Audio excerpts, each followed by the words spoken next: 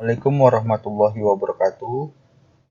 Saya Dr. Tejo Pramono, peserta Latsar tahun 2021. Ini adalah rangkuman materi mengenai Whole of Government. Apa itu Whole of Government? Yaitu sebuah pendekatan penyelenggaraan pemerintah yang menyatukan upaya-upaya kolaboratif pemerintahan dari keseluruhan sektor dalam ruang lingkup koordinasi yang lebih luas, guna mencapai tujuan-tujuan pembangunan kebijakan, manajemen program, dan pelayanan publik. Ada lagi pendekatan intragensi, yaitu pendekatan yang melibatkan sejumlah kelembagaan yang terkait dengan urusan-urusan yang relevan. Mengapa WOG begitu penting?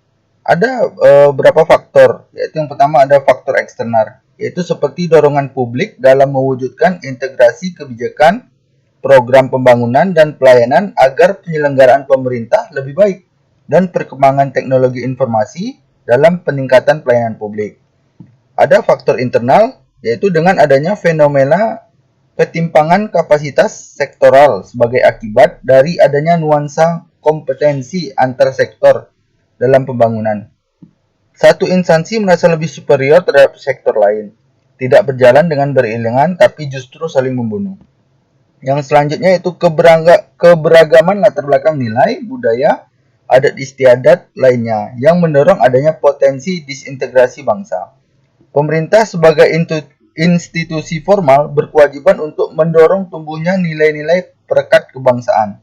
Nah, WOG dibutuhkan untuk memahami pentingnya kebersamaan dari seluruh sektor guna mencapai tujuan bersama. Ada cara pendekatan WOG yang dapat dilakukan. Yang pertama, penguatan koordinasi antar lembaga, yaitu penguatan koordinasi dapat dilakukan jika jumlah lembaga-lembaga yang dikoordinasikan masih terjangkau atau manageable. Dalam praktiknya, rentang kendali yang rasional akan sangat terbatas. Salah satu alternatif adalah mengurangi jumlah lembaga yang ada sampai mendekati jumlah yang ideal. Yang kedua yaitu membentuk lembaga koordinasi khusus. Di sini pembentukan lembaga terpisah dan permanen yang bertugas dalam mengkoordinasikan sektor atau kementerian. Lembaga koordinasi ini biasanya diberikan status kelembagaan setingkat lebih tinggi atau setidaknya setara dengan kelembagaan yang dikoordinasikannya. Yang ketiga yaitu membentuk gugus tugas. Gugus tugas merupakan bentuk perlembagaan koordinasi yang dilakukan di luar struktur formal, yang sifatnya tidak permanen. Pembentukan gugus tugas biasanya menjadi salah satu cara agar sumber daya yang terlibat dalam koordinasi tersebut dicabut sementara dari lingkungan formalnya untuk berkonsentrasi dalam proses koordinasi tadi.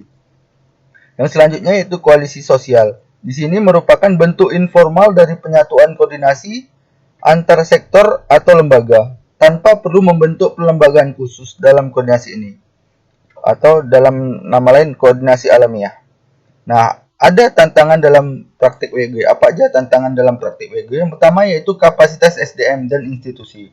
Selanjutnya yaitu nilai dan budaya organisasi. Selanjutnya yaitu kepemimpinan. Nah, WOG dalam pelayanan publik. Yang pertama, pelayanan yang bersifat administrasi, yaitu pelayanan publik yang menghasilkan berbagai produk dokumen. Pelayanan jasa, yaitu pelayanan yang menghasilkan berbagai bentuk jasa yang dibutuhkan warga masyarakat seperti pendidikan, kesehatan, ketenagakerjaan, perhubungan, dan lainnya. Selanjutnya itu pelayanan barang, yaitu di sini menghasilkan jenis barang yang dibutuhkan warga masyarakat, seperti misalnya jalan, perumahan, jaringan telepon, listrik, air bersih, dan seterusnya. Selanjutnya itu pelayanan regulatif. Di sini pelayanan melalui penegakan hukum dan peraturan perundang-undangan maupun kebijakan publik yang mengatur sendi-sendi kehidupan masyarakat. Nah, ada pola pelayanan publik. Yang pertama itu pola pelayanan publik teknis fungsional, yaitu suatu pola pelayanan publik yang diberikan oleh suatu instansi pemerintah sesuai dengan bidang tugas, fungsi, dan kewenangannya. Yang kedua yaitu pola pelayanan satu atap. Pola pelayanan yang dilakukan secara terpadu pada satu instansi pemerintah yang bersangkutan sesuai kewenangan masing-masing.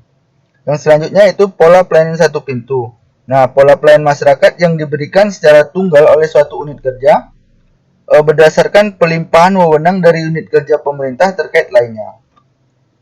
Yang selanjutnya yaitu pola pelayanan terpusat di mana pelayanan masyarakat yang dilakukan oleh suatu instansi pemerintah yang bertindak selaku koordinator terhadap pelayanan instansi pemerintah lainnya. Yang kelima itu pola pelayanan elektronik. Nah, di sini pola pelayanan yang paling maju dengan menggunakan teknologi informasi dan komunikasi yang merupakan otomotif atau otomatisasi pemberian layanan yang bersifat elektronik atau online, sehingga dapat menyesuaikan diri dengan keinginan dan kapasitas masyarakat penggunanya.